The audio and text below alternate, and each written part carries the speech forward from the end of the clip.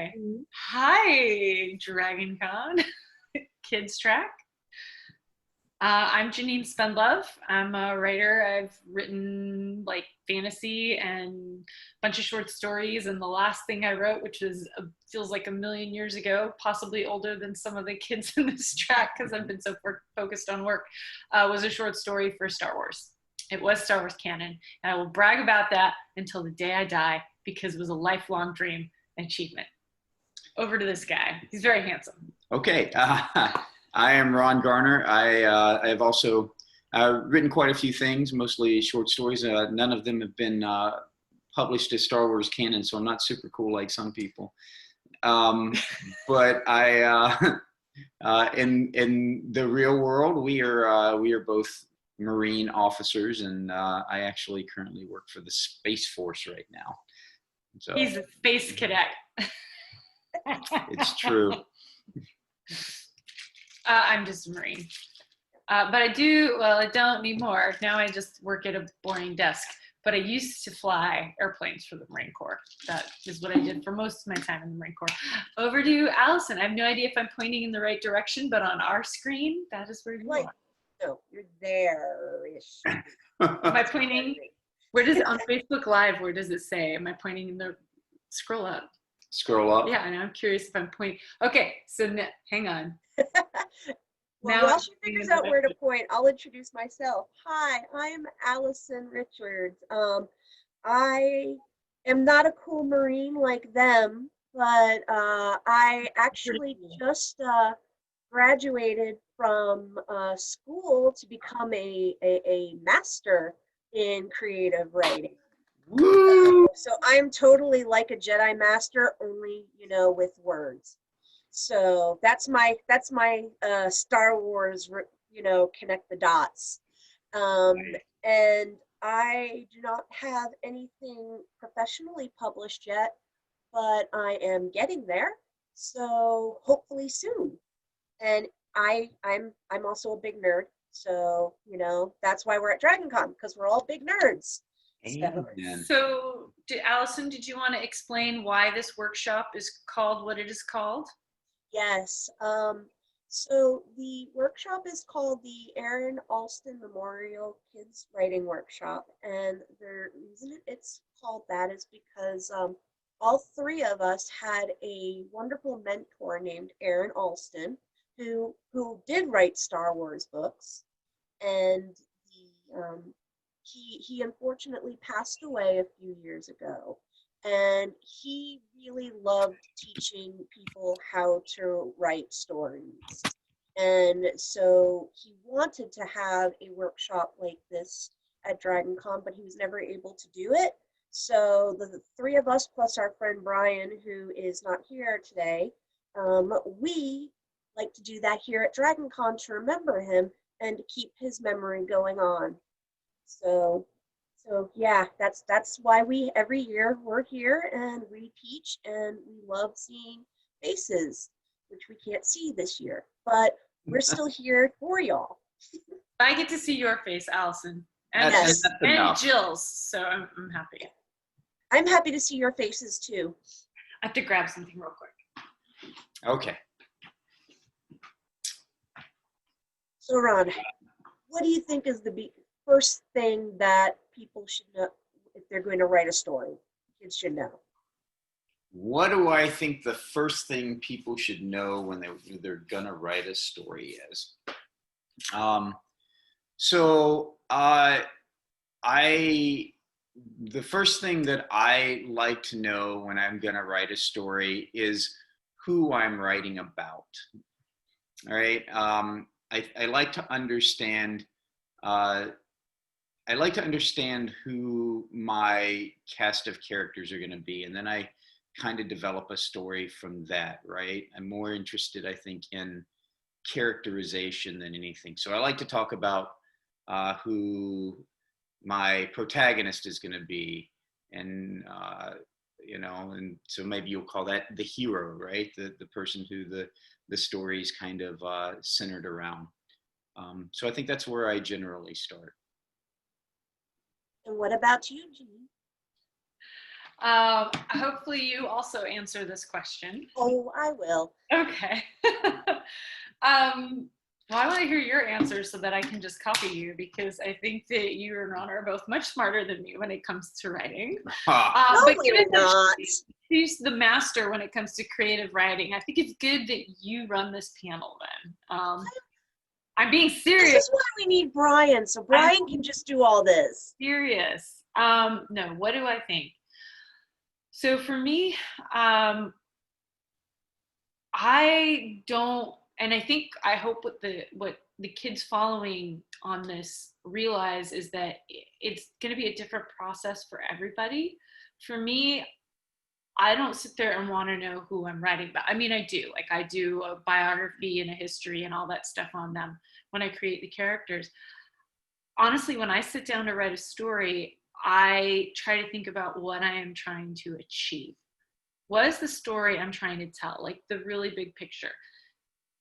What am I trying to get out of this? Why do I want to write this story? Well, what are my goals? So I know when I sat down to write my first novel, I wanted to write a story about a girl from our world who falls into another world, a fantasy world, a Narnia-like world, if you will, wherein at the end of the story, the girl from our world is not made to go home. Okay, she gets to choose whether she stays or whether she goes. All right. And to me, that was really important. I had no idea what the rest of the story was going to be. I know I would figure it out as I went, and I did. I plotted it out. But to me, knowing what my goal was, that was my goal. When I sat down, and since I mentioned the Star Wars story, I'll talk about that one. That one was a little bit of a different process because I was told what my goal was going to be. I was told my goal was going to be writing the backstory for a specific character in Star Wars. And so I then had to think about why do I think this character behaves the way that they do? And so for Ron, it's all about identifying and defining the character. For me, it is figuring out what I'm trying to achieve. What's the point of me writing this? That's a very good thing to do. What about you, Alston? I like playing with the world and seeing where my story is going to take place. So I had to write a story for school that was a Western. And I had it taking place in a specific part, a specific area along the Pony Express where the riders would go around the mountains because they didn't want to ride through a canyon between the mountain ranges because they thought it was haunted or robbers were hanging out in there and were going to hurt them. So I decided that I wanted to have like a little bit of fantasy. So instead I had it, that's where the centaurs live. And so the centaurs, they have to make peace with the Pony Express riders because they want to get President Lincoln's speech to the West Coast as fast as they can. And so instead of having to ride all the way around the mountains, they could ride through the Centaur lands to be able to get it there. So I love thinking about like the world and how our world is or how my fantasy world is. And then like, what way can I make it mine, like unique to me and to my stories? So that's how I like it to play. I agree with you. World building is the most fun part. That is hands down. Like, I love to create the history and what is going on there. Sometimes for me, the hardest part is to sit down and actually write the story. I have so much fun creating the characters in the world that they're going to play in, that when I'm done with that, I'm like, oh, now I actually have to do the hard work of writing. So I think this displays a central fact about the two of you versus me, which is that you two are much more organized than I am. This is true. This is true. I've had that teachers pretty much make sure I became more organized in my doings. So it's a good thing. Did we want to keep talking about portions of a story, or normally when we have the kids here, we help them develop a character and a story. Did we maybe want to model that? The three of us create a character? You know what we could do? I could pull up a blank Google Doc that I can send you guys the link to quickly, and that way we can write on it as I share my screen with it, and that way we can help the kids develop things. Ooh, that's a good idea. That's But maybe we can see if the thinking right there. That's why she's the master.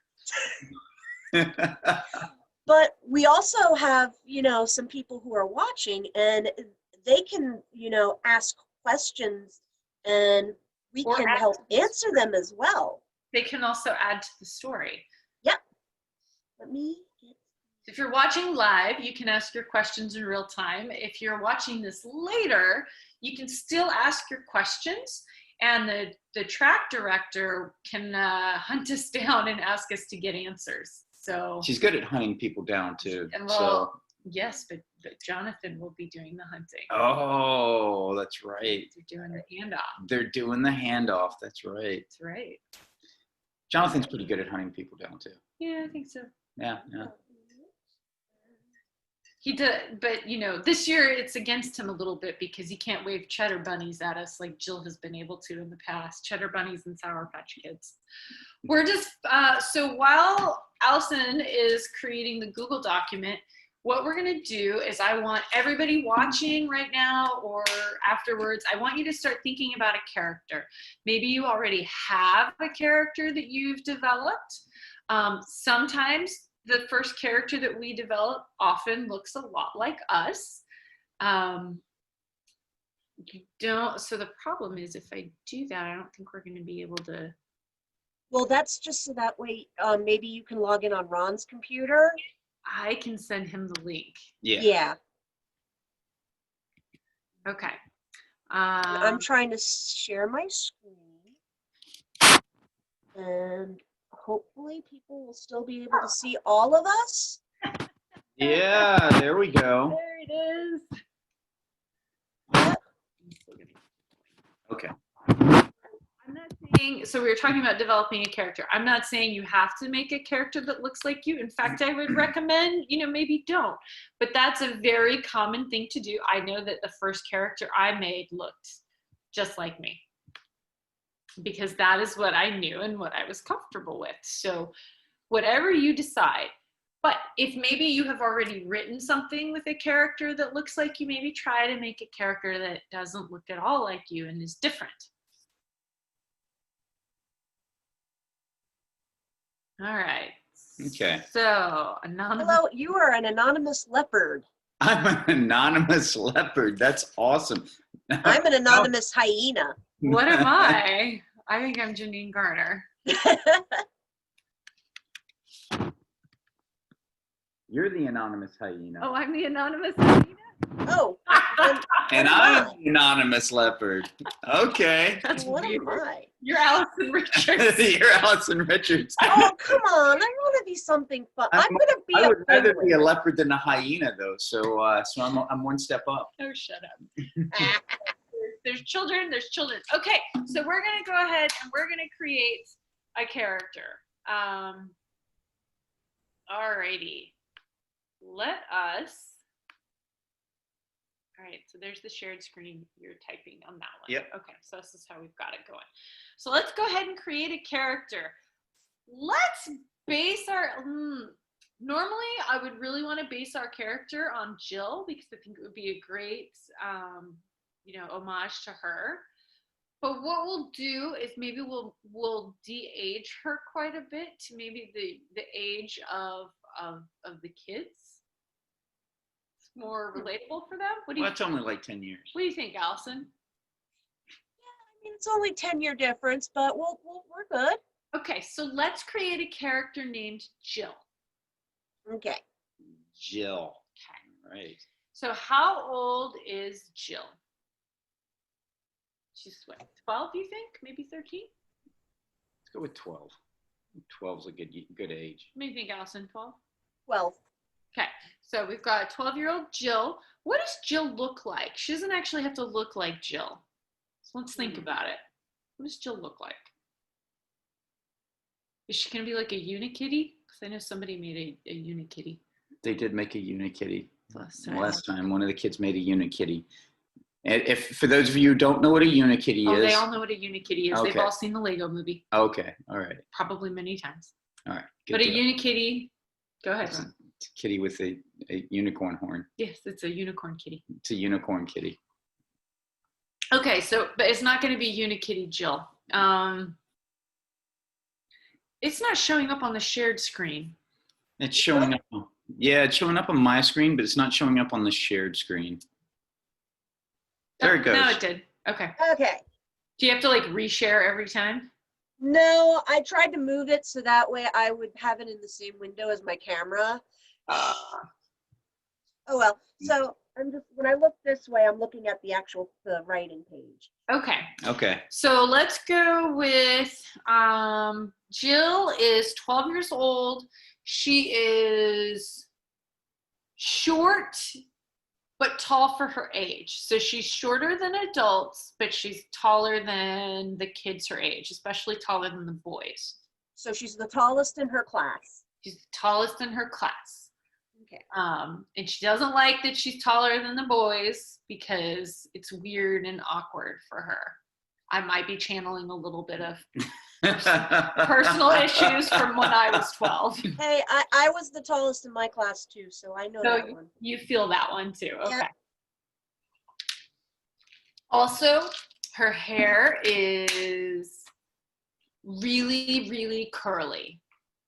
Wow, this is sounding like a Janine. No, that's a Jill. The hair is based on Jill's. Oh, okay. Yeah. Can it be a different color? Oh yeah. What color should it be? Jill, what color do you want your hair to be? Red. Irish girl red. Irish girl red. Okay. All right. So we're talking orange red then, is what we're talking about. Which means that if she's got like orange hair, then she's also very like pale and Not freckly. necessarily. She could be like part mermaid, and so she could have like really, really brown skin. She could be very dark skinned, but Yeah, I was going to say if Somehow- if it's not actual Jill, she That's can true. be any skin. yeah. So what's she gonna look like? We got her hair. Let's make her.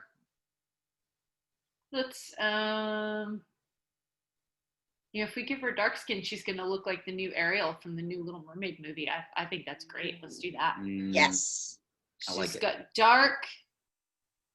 Should it be ebony or should it be more of like a like mahogany. mahogany? Yeah. Mahogany. I think. Mahogany's a big word. I Mahogany. don't know if I know how to spell that. So brown, It's like a deep, Nope. rich brown. a deep, rich brown. A deep- Okay. I was gonna say my thingy corrected it for me. Yeah, excellent. There we go. dark, rich brown. I like it. Mhm. Okay. Now, obviously, so either her hair is dyed or it is naturally that color. And if it's naturally that color, see, as we're creating this character, we're finding out more about her. So what do we think? Is it dyed or is it naturally this color? It's naturally that color. I think it's naturally. Okay. So if it's naturally that color and she's not a person in our world, then our current world, so this must be a fantasy world. So either genetics work differently or she's like part mermaid or part fairy. Ooh, or she could be somebody who time traveled, and this is what somebody looked like long time ago, and the color has gotten duller, over the centuries, or gotten brighter if she's coming from the future into the past. That's a good Although I question. could be wrong about genetics. I feel like if I Googled that this could naturally happen. So we Yes, should make that distinction. African American people can have red hair. Yeah. Okay. Well, then that brings me back to my point. Do we want to put this in a fantasy or a sci-fi world or keep it in our regular world? I don't know. I say Ron makes the choice. I think that it's going to be in a fantasy world. Okay, so fantasy. So no time travel. Okay. So We're going to deal with magic then. We're going to deal with. So because Ron chose fantasy, that kind of gives us a set of, they're not rules, they're more like guidelines or suggestions, kind of like the pirate code. So the guidelines and suggestions in fantasy means we're going to be dealing with magic and not science, but really all that magic is in a fantasy world is what science is in sci-fi, which is how Marvel weaves very seamlessly through the two of them. Yep, okay. Yeah, Ron found a good picture.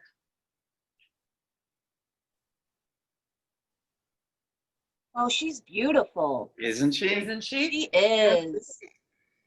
Beautiful. Well done. Thank you, sweetheart. Of course. Okay, so I'm very glad to be corrected here. What was I thinking? Oh, where we go? Oh, fantasy world. Fantasy world. Okay, so it's not her hair.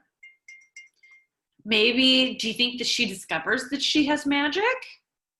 Or maybe she doesn't have magic. Maybe she has like a magic friend. Or maybe this is set in a fairy tale world, like, 300 years ago. Maybe, she hits an age and magic just suddenly comes to her. That's a good one. Like puberty. Yeah. He's 12, so that makes sense. Okay. So, Magic for puberty. yeah, I would have much preferred that puberty. That's a gift at puberty I really would have been happy with. Okay, we have to And parents, with how we continue to have this I was conversation. going to say, and parents, we are sorry for the questions you may have to answer. I'm not. I think it's a discussion and conversation that's going to have to happen. Your things change, things happen. Okay, so here's questions. Oh. Ooh, we have questions? How do I make my character fun? Well, that's Lucy. Any character Lucy makes is fun. But to answer Lucy's question, Lucy wanted purple hair. Oh, dang it. Well? Ooh, maybe it changes. Maybe she can change her hair color. Maybe that's what happens when she turns 12, and that's how she discovers she has magic, because she wants to dye her hair, but her parents won't let her dye her hair, so she wishes it was purple, and then when she wakes up in the morning, it's purple. And then her parents get so mad, and they try to wash out the dye and dye it back, and it won't dye back, because she's magically turned it purple. By wishing for it. She has wish magic. So that's or her magic? Maybe because she was wishing it, she went to sleep, the magic she had changed it. That's just the only way, that's the way it first That's the way it expressed itself the first time. Okay. All right. Okay, so now we're incorporating. So how do we make your characters fun? That's what Lucy was asking. So I don't know. I'll let one of you guys answer it, because I sometimes think my characters aren't that fun. Well, no, I have fun writing villains. My villains are fun. Well, Ron always works with characters first, so maybe Ron has the answer to that one. Yeah. Hey, how do you make your characters fun, Ron? How do I make my characters fun? So I have a weird sense of humor.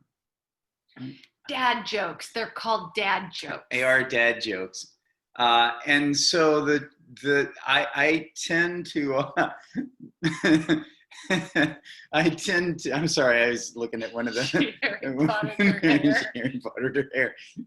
Lucy appreciates the plot development that we're creating for her. I tend to one of the things I tend to do to slip humor into my stories is that I will slip dad joke humor into my stories, which sometimes works and sometimes does not.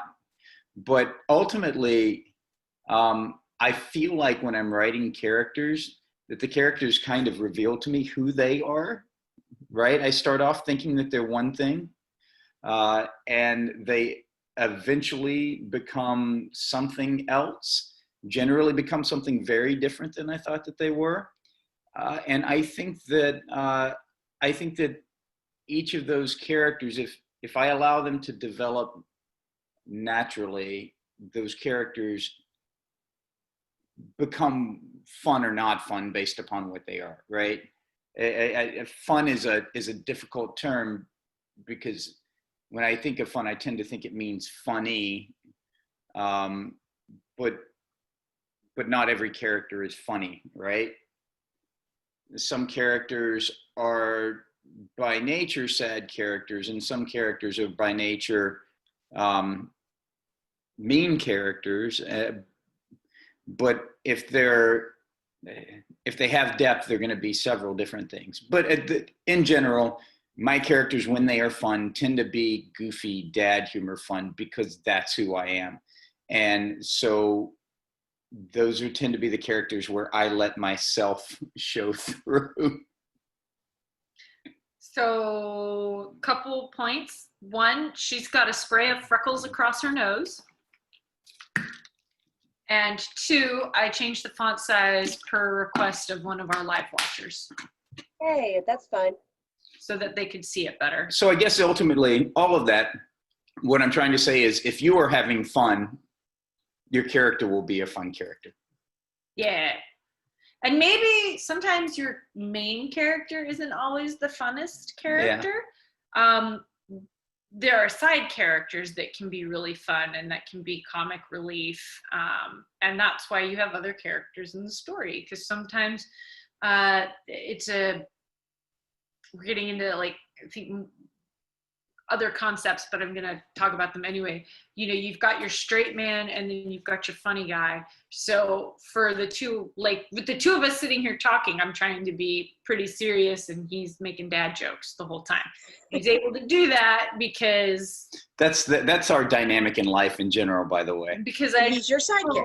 his awful dad jokes. Yeah. And so, but you know, so I might be the not fun character and he might be the fun character, but let's be real, he's only the funny character because I'm the straight man. 15-minute warning. What? Already? Jeez. Okay. Well, we're having fun developing this character. So we've got our character, we've got how she's got magic. And one of the things that you could just let a villain develop naturally, or you can think about a villain ahead of time and work them out. So he likes to develop characters, and that's how it comes. I like to world build and create my cast of characters ahead of time too, but sometimes they do just develop organically. Allison, what about you? Oh, I have characters who show up somewhere in the middle of my story, and then suddenly they take over the story from the main character, and I have to look at them and be like, hey, character, no, this story is about them. If you want a story that's all about you, you have to wait. So it might be good as far as timing is concerned, because we've got about 19 minutes left. It might be good to go ahead and put this character into a dilemma and figure out what that dilemma is and how we're going to get the character out. And I think that the villain will probably, if there is a villain, it will probably kind of naturally develop. And when we say villain, it makes him sound like bad guy. It could just be the antagonist. Right. So you have your protagonist and your antagonist. And your antagonist could just be somebody who is involved in the problems. Your antagonist could be the parents. That doesn't mean the parents are villains or bad. Right. But they're not allowing Jill to dye her hair. And now she's in a problem because she wakes up in the morning and her hair is purple and nothing her parents do change it back. So is that the problem? Is that the quandary? Maybe she's not allowed to have purple hair at school. Ooh, and today is a really important day because maybe it's 2020. They don't go to school anymore. In this universe, they still go to there's school. no pandemic, okay? And they still go to school. How about that? So in this universe, so she can't go to school with purple hair, but she needs to be at school for some reason. Is it because she's she's got the academic decathlon, or maybe she has a debate tournament, or maybe she's a basketball player and she's on the 7th grade basketball team, and it's a finals game today. I don't know. There could be any reason. Anybody want to tell us what they want the girl to? Yeah, Why she has to be at school? Live watchers, why is it important that Jill is at school today? Love the new twist, since it's such a true dilemma. Thank you, Lucy. Now tell us why she has to be at school, Lucy. Why does she have to be? School pictures! All right. Oh, yeah. School pictures, Lucy. School Thank pictures you. it is. It's school picture day. She definitely can't get her picture made with purple hair when that goes against the school dress code. Nope. So That's her dilemma. that's a big dilemma, because those pictures are important, man. So is the villain in this herself because she did this to herself? Or is the villain the school for having such a silly dress code? So I think They probably don't let girls wear tank tops either. So I think that the villain, if the villain's going to be the school, the villain has to be personified by a specific person that's a school, right? It's got to be the principal. Because the vice principal, because the vice principal sets the dress code. That's right. Yeah. How about that? Okay, that works for me. So I'm gonna go add them up to characters, because So Lucy just sent us a GIF of I think is Katy Perry. Is that Katy Perry with purple hair? that's Katy Perry with purple hair. Okay. Love it. So what do we have to know about this villain then? Oh, but Lucy came up with a good idea. She wears a wig to hide her purple hair, or so she wears a wig, or she could do a turban. Either or. But I like the turban. The turban? Okay, so her mom helps her, because once they figure out they can't change the hair, her mom grabs a scarf, helps her put a really nice turban on. But the vice principal, for some reason, figures it out, or some kid figures it out and tells on her. Somebody who doesn't like her. Ooh, so Or there is are jealous of multiple her villains for a here, reason. multiple antagonists here, huh? So another girl or boy at school who doesn't like her. For some reason. And why don't they like her? Maybe because they're really short and they're jealous of how tall she is. Or maybe They because can bite her ankles off. Or maybe because they're a tall boy, but they don't like that the tallest person in class is a girl, and so they feel threatened. Or maybe, to go back to your debate team thing, she's the captain of the debate team. And they want to be captain of the debate team and get her suspended for having purple hair. Because then if she gets school. suspended, she can't be captain of the debate team anymore. And they would have to take a picture not only of each person, but they would take the club pictures too. Yeah. Yes. This is why he's good at coming up with stories. Oh, so is this story then going to be about all of the stuff that she does? It's going to be like hijinks. Stuff that she does to avoid getting caught. It's going to be a hard day's night. And like no one probably got that reference but like Jill. It's going to be very Phineas and Ferb. That might be too dated as well.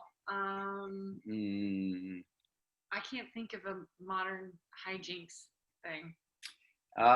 Just Teen Titans Go? What? Teen Titans Go? Babe, I have never watched it, so I will take your word for it, Allison. I do you know how long it's been since I've watched kids' cartoons? Oh. Since I was a kid. There's one that I'm trying to think of where there's a lot of hijinks, and I can't recall what it's called. If any of our watchers can think of a good one with hijinks, that would be great. Paw Patrol. I think Paw Patrol. Right? That might be a little young. Yeah, that's a little young. Paw Patrol's not the one I'm thinking of anyway. It's the one I'm thinking of has these kids who have like Oh, you're superhero thinking of powers. the monster babies. Well, The babies who turn into monsters at night. yes, That's the for monster like toddlers, Rob. That show is for like toddlers. I know it is, but it's still very hijinksy. And Lucy says she's writing this book and submitting it to Disney. I need the name of the story. Can y'all work that out for me too?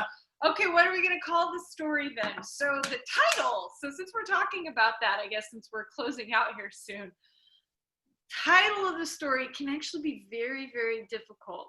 How do you come up with your story titles, Alston? The Scare of the Purple Hair. I like it, Jill. That is actually very appropriately,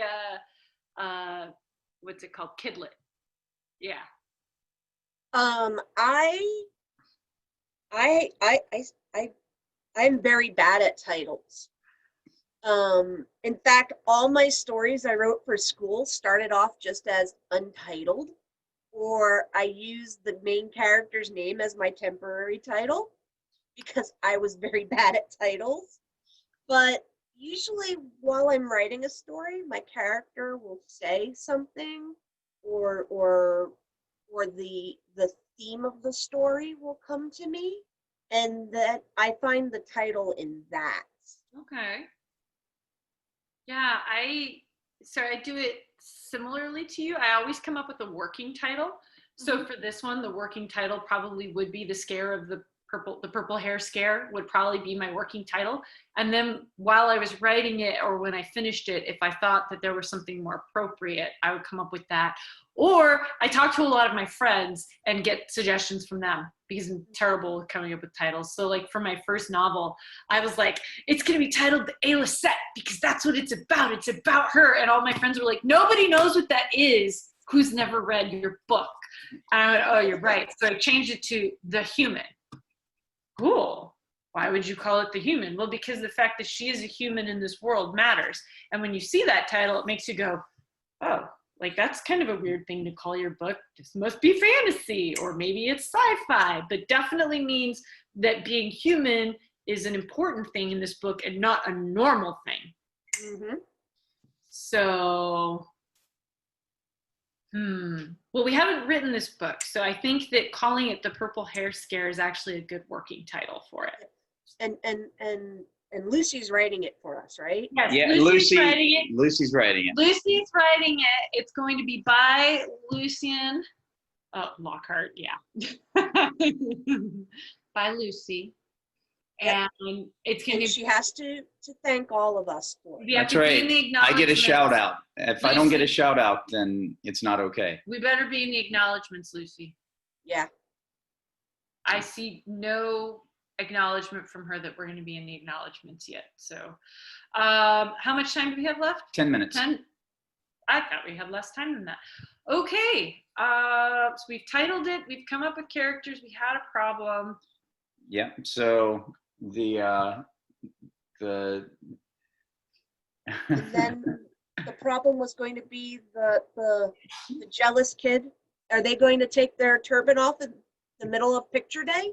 So I think that what happens is, if I was going to just right off the top of my head, I would say that what happens is that the other kid, somehow discovers that she's covering up purple hair with the turban and runs to tell this vice principal.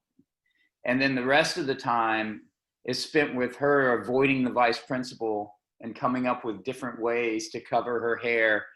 And then she eventually,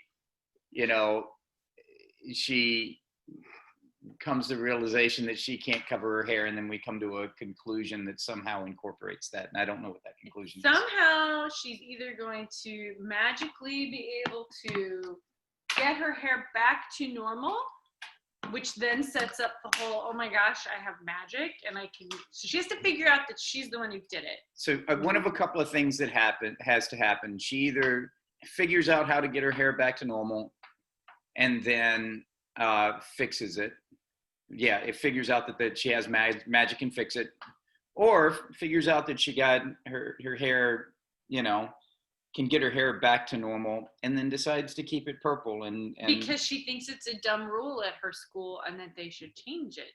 yeah. And so one or two things, it depends on what you want to say here. Are we saying that if kids think that the rules at their school are dumb, they should just not follow them? I'm not saying that. Or are we saying that in this particular story, she leaves her hair that color, and maybe the vice principal, who isn't such a bad person after all, sees that the rule is not a great rule and decides to do something to fix it. So Lucy can choose which one she wants that to be. And Lucy also had a good suggestion. She's got 2 suggestions. Ooh. So her suggestions are similar to ours, but we'll go ahead and read them out. Mhm. The sweetheart. Let's see. So it says they steal the turban and she has to look for it and finds it, but then someone else actually gets it. Accidentally gets it, like it fell on the lunch tray or something. Oh, I think that's good. Or she challenged the authority that says she can't have purple hair. that's the one I like. So I think actually both.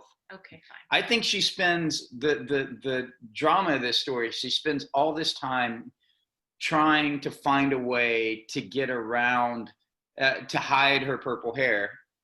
And then ultimately decides to challenge authority that says she can't have purple hair. And I think the vice principal winds up not being such a bad person after all, and says, you know what, I think you're right. But so she challenges the authority in a respectful, appropriate manner. Ooh, Dragon Con. So Her debate team. Her debate team could all say they see her hair as normal and do a reverse emperor with no clothes. Nice. So they all do they all change their hair to purple. Or because the vice principal keeps saying your hair is purple, everybody else could be like, no, it's not. Yeah, no, it's not. It's not. It hasn't changed color at all. It's the same color. It's red. So there are many options there. So reverse emperor with no clothes, what we really mean is gaslighting. Gaslighting. So the reverse emperor with no clothes, actually, yeah, they would say, they would try to they would tell the vice principal that her hair wasn't actually purple. I don't know if we want to teach kids to do gaslighting. Sorry, parents. I think that's probably not the thing we want to do. So, Jill and Jonathan, I apologize if you get some complaints about this panel, but so ultimately, what I think happens is that that I think it's good if her entire debate team comes to back her up on the purple hair thing. Yeah. And if the vice principal then turns out to be not a bad person, not a reasonable and decent person, and agrees that she can take her pictures with purple hair. Especially if they have a reasonable conversation with the vice principal, and the school rule is your hair has to be a natural color. And if they can show that it's not dyed, and she can't dye it back, and she can't wash it out, it won't change, it goes all the way to the root, well then, that is natural for her now. Mm-hmm. So the vice principal could be reasonable. But, so that would be the end of this story. It gets resolved well. But now it opens up your next story that you'll write. And I know we only have 5 minutes left, so we'll wrap it up here. But no story is ever really truly finished. So when you're done writing this one, you would want to write a sequel, a part 2. And in that one, you could write about her exploring her magic. Okay, so my hair turned purple, and I went through all these challenges at school. How do I control it? How do I? Why did it turn purple? Yeah. Because maybe somebody on her debate team, their hair turns purple next week.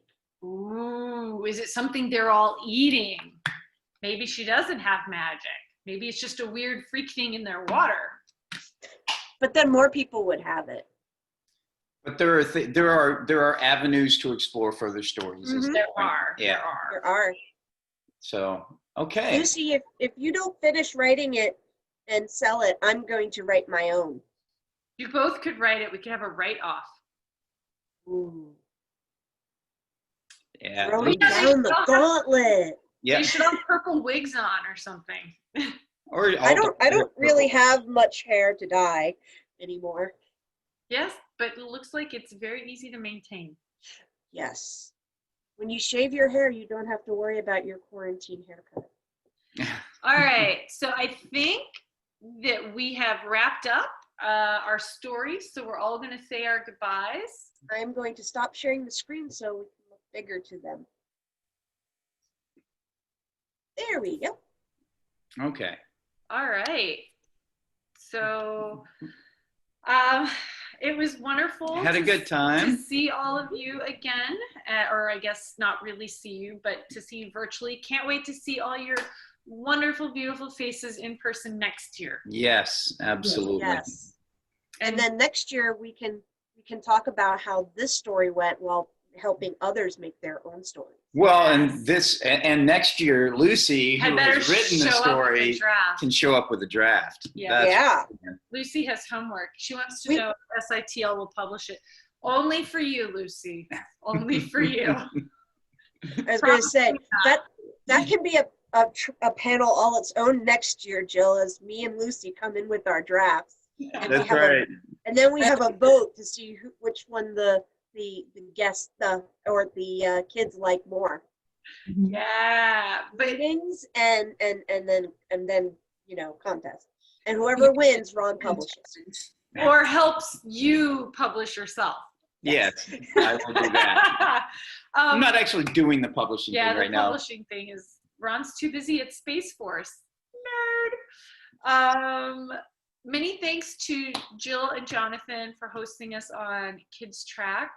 And I gotta, just before we go, I gotta give a huge shout out to Jill, who has been hosting us for, oh my gosh, so Aaron passed away in 2013, 2014?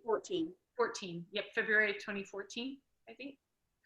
And ever since then, when Jill knew she had already, Jill had opened up Kids Track for us for this home.